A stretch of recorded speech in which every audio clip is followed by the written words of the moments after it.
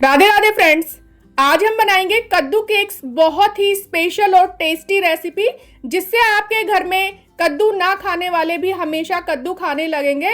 और कद्दू की सब्जी तो आपने बहुत बारी बनाई होगी, खाई होगी, लेकिन आज हम बनाएंगे बहुत ही स्पेशल कद्दू का हलवा। तो चलिए शुरू करते हैं आज की टेस्टी रेसिपी। तो एक कद्दू का हलवा बनाने के लिए मैंने 500 ग्राम कद्दू लिया है, जिसे मैंने अच्छे से धो लिया है और इसके बीज हटा लिए हैं। बीज हटाकर इसका वजन 500 ग्राम है। मैंने यहाँ पे हरा वाला कद्दू लिया है, बाहर से हरा और अंदर से पीला। तो आपके पास जो भी कद्दू हो वो आप वो ले लीजिएगा। पीला वाला कद्दू जो होता है, बाहर से पीली स्किन वाला, उससे भी आप हलवा बना सकते हैं। तो इसको हमें छील लेना है। छीलने से इसका टेस्ट जो है ज़्यादा अच्छा आएगा, इसे छील कर ही बनाया जाता है। कद्दू को कहीं कहीं सीताफल भी बोला जाता है या काशी फल भी बोला जाता है। तो इसे मैंने अच्छे से छील लिया है। तो अब हमें क्या करना है, इसे कर लेना है कद्दूकस। तो यहाँ पर मैंने बारीक वाला कद्दूकस लिया है, आप कोई भी कद्दूकस ले लीजिएगा, बड़ा या मीडियम। बड़े वाले कद्दूकस से या मीडियम वाले से करेंगे तो हलवा जो है वो लच्छेदार बनेगा, लेकिन अगर बारीक वाले कद्दूकस से आप कद्दूकस करके बनाएंगे तो हलवा बिल्कुल दानेदार बनेगा। तो इसलिए मैंने यहाँ पे बारीक वाला कद्दूकस लिया है। इसे हमें काट कर नहीं बनाना है या पीस कर भी नहीं बनाना है, इसे हमें कद्दूकस करके ही बनाना है। कद्दूकस करके जब हम ये हलवा बनाते हैं तो इसका टेक्सचर भी अच्छा आता है और टेस्ट भी अच्छा आता है। तो यहाँ पर मैंने सारे कद्दू को कद्दूकस कर लिया है। तो अब हम क्या करेंगे, हम लेंगे यहाँ पर एक कढ़ाई और उसमें डालेंगे 2 से 3 चम्मच देसी घी। घी हमारा हल्का सा गर्म हो जाए तो इसके बाद जो हमने कद्दूकस करके सीताफल या कद्दू था उसको कद्दूकस कर लिया था हमने, तो उसको इसमें डाल देंगे और इसको एक बारी अच्छे से मिक्स कर लेंगे, जिससे कि घी की कोटिंग पूरे सीताफल में हो जाए। जब हम इसे घी में भूनकर बनाते हैं तो इससे क्या होता है, घी डालने से शुरू में जब हम घी डालते हैं तो जो सीताफल है वो कढ़ाई में भी नहीं चिपकता और ये जल्दी से पक जाता है पहले ही घी डालने से। और इसका कलर भी बहुत ही ज़्यादा अच्छा आता है, एकदम चमकदार रंग आता है इसका। तो गैस की फ्लेम यहाँ पर हम मीडियम रखेंगे और मीडियम आंच पर ही इसको बीच बीच में चलाते रहेंगे। और बीच बीच में चलाकर हमें इसे तब तक पका लेना है जब तक कि इसका सारा पानी नहीं सूख जाता है। इसको आपको लगातार चलाने की ज़रूरत नहीं है, बीच बीच में आप इसे चलाते रहिएगा बस। तो यहाँ पे देखिए मैंने इसको पका लिया है, इसका सारा पानी बिल्कुल सूख चुका है। तो यहाँ पर इस तरीके से आप देखिएगा कढ़ाई में बिल्कुल भी पानी नहीं छूट रहा है। आप इसे कढ़ाई में चारों तरफ फैलाकर चेक कीजिएगा और सेंटर में खाली जगह छोड़ दीजिएगा। अगर सेंटर में कोई आपको पानी वगैरह दिख रहा हो, इससे पानी रिलीज होता हुआ, तो यानी कि हमें इसे थोड़ी देर और पकाना है। तो यहाँ पर मैंने देखा है, देखिए सेंटर में बिल्कुल भी पानी रिलीज नहीं हो रहा है, बिल्कुल सूखा सूखा है। तो सीताफल हमारा बिल्कुल अच्छे से पक चुका है। तो अब हमें इसमें क्या करना है, इसमें डाल देना है दूध। तो दूध की जो क्वांटिटी हमें लेनी है वो भी सेम ही रखनी है, यानी जितना हमने सीताफल लिया है उतना ही हमें दूध लेना है। और दूध फुल क्रीम लेंगे तो ज़्यादा अच्छा है। दूध को हमें गर्म करके डालना है, यानी इसे हमें ठंडा दूध बिल्कुल भी नहीं डालना है, नहीं तो दूध फट जाएगा। तो इसे आप उबाल आने तक अच्छे से मिक्स करते रहिएगा। जब तक इसमें अच्छे से उबाल ना आ जाए तब तक हमें इसे लगातार मिक्स करते रहना है। ठंडे दूध का मतलब यहाँ पर मेरा है कि आप यहाँ पर अगर आपने पहले से भी उबाल कर दूध रख रखा है तो और उसे फ्रिज में रख रखा है तो आप उसे बिल्कुल फ्रिज से एकदम निकाल कर इसमें मत डालिएगा। फ्रिज से निकालने के बाद इसको गर्म करिएगा दूध को, फिर ही डालिएगा। क्योंकि जब हम ठंडी चीज़ों में गर्म चीज़ डालते हैं या गर्म चीज़ों में ठंडी चीज़ डालते हैं तो वो फट जाती है, इसलिए हमें दूध को गर्म करके ही डालना है। इसमें एक बारी अच्छे से उबाल आ जाए तो यहाँ पर हम डाल देंगे कुछ केसर के धागे, जिन्हें मैंने पानी में भिगो के रख लिया था। केसर डालना यहाँ पर बिल्कुल ऑप्शनल है।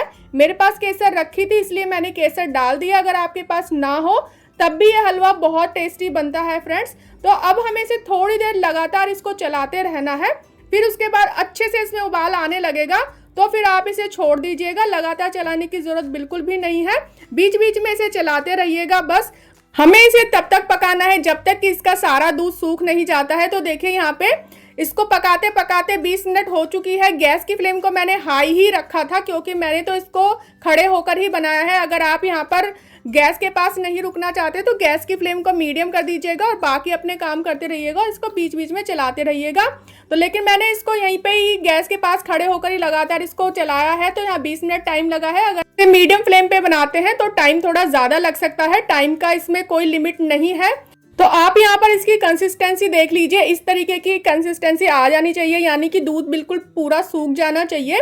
कढ़ाई छोड़ने लगे जो ये सीताफल है हमारा बिल्कुल पक जाए, एकदम दानेदार हमारा सीताफल हो जाना चाहिए। इसमें पता नहीं लगना चाहिए कि ये सीताफल है या कुछ और है। तो यहाँ पर इसका पानी सारा सूख चुका है, तो हम इसमें डाल देंगे चीनी। तो यहाँ पर मैंने चीनी जो डाली है वो 100 ग्राम के करीब डाली है, या कटोरी से देखें तो आधा कटोरी चीनी डाली है। तो मीठा जो है इसमें मैंने अपने टेस्ट के अकॉर्डिंग डाला है, आप अपने टेस्ट के अकॉर्डिंग डाल लीजिएगा, लेकिन शुरुआत में मीठा कम ही डालिएगा, क्योंकि कुछ कद्दू ज़्यादा मीठे होते हैं। अगर हम ज़्यादा पका हुआ कद्दू लेते हैं तो ज़्यादा मीठा होता है, इसके लिए आप इसमें चीनी शुरू में कम ही डालिएगा और बाद में टेस्ट करके आप चीनी को एडजस्ट कर सकते हैं अगर कम है तो यहाँ पर इसमें मैंने कुछ ड्राई फ्रूट्स भी डाल दी हैं, आप अपनी मनपसंद के ड्राई फ्रूट्स डाल लीजिएगा। चीनी डालने के बाद जो हलवा है हमारा फिर से लूज कंसिस्टेंसी में आ जाएगा, यानी कि ये फिर से ढीला हो जाएगा। तो हमें इसको फिर से पकाना है, इसे तब तक पकाना है जब तक कि ये गाढ़ी कंसिस्टेंसी में ना आ जाए, या जब तक पकाना है जब तक कि ये कढ़ाई ना छोड़ने लगे। जैसे हम बेसन का हलवा बनाते हैं या मूंग दाल का हलवा बनाते हैं तो बिल्कुल कढ़ाई छोड़ने लगता है, वैसे ही इसको इतनी देर हमें पका लेना है। तो मैंने देखिए इसको बिल्कुल वैसे ही पका लिया है, कढ़ाई छोड़ने लगा है ये। तो फ्रेंड्स, चीनी डालने के बाद इसका कलर भी बिल्कुल बदल गया है। चीनी डालने से थोड़ा सा कलर बदल जाता है और बहुत ही अच्छा कलर आया है इसमें। ये हलवा देखने में बिल्कुल मूंग दाल जैसा लगता है और फ्रेंड्स खाने में इसका टेस्ट भी मूंग दाल जैसा ही लगता है। अगर आप इस हलवे को आपके घर में कोई मेहमान आया है और उसे खिलाएंगे तो उसे पता भी नहीं चलेगा कि आपने ये सीताफल का हलवा बनाया है, उसे लगेगा कि आपने ये मूंग दाल का ही हलवा बनाया है। इतना टेस्टी बनकर तैयार होता है ये। तो हलवा हमारा बन चुका है, अब हम गैस की फ्लेम को ऑफ करने वाले हैं। तो इसमें डाल देते हैं हम इलायची का पाउडर। यहाँ पर मैंने फ्रेश इलायची को ही कूट कर डाला है, 4 से 5 इलायची यहाँ पर कूट के डाल दीजिएगा और इसको अच्छे से मिक्स कर दीजिएगा। इलायची हमें लास्ट में ही डालनी है, जब हम गैस बंद करने वाले हैं तभी। अगर आप पहले ही डाल देंगे तो इलायची का फ्लेवर उड़ जाता है, इसलिए आप लास्ट में डालिएगा। तो बस हमारा हलवा बनकर तैयार है। थोड़ा सा ये लूज लग रहा है, लेकिन जैसे जैसे ये ठंडा होगा तो थोड़ा गाढ़ा होता जाएगा। तो बस इसकी गैस की फ्लेम को ऑफ कर देते हैं और इसको थोड़ी देर में जब ये ठंडा हो जाएगा तो इसे सर्व कर लेते हैं। तो फ्रेंड्स, आप ये सीताफल के हलवे की रेसिपी एक बार ज़रूर ट्राई कीजिएगा, बहुत ही टेस्टी बनता है। और इसे आप किसी भी व्रत में खा सकते हैं, चाहे वो नवरात्रि के व्रत हो, चाहे जन्माष्टमी के व्रत हो, कोई भी फलाहारी व्रत हो, आप उसमें खा सकते हैं। बहुत ही टेस्टी बनता है और ये 3-4 दिन तक खराब भी नहीं होता है फ्रिज में रखने पर। तो अगर आपको ये रेसिपी पसंद आई हो तो प्लीज़ वीडियो को लाइक और शेयर कर दीजिए। चैनल को सब्सक्राइब नहीं किया है तो सब्सक्राइब कर लीजिए। सब्सक्राइब करने के बाद बेल आइकन को भी ज़रूर प्रेस कीजिए, जिससे कि आने वाली रेसिपीज़ की नोटिफिकेशन आपको मिलती रहे। तो मिलते हैं एक नई रेसिपी के साथ, तब तक के लिए बाय।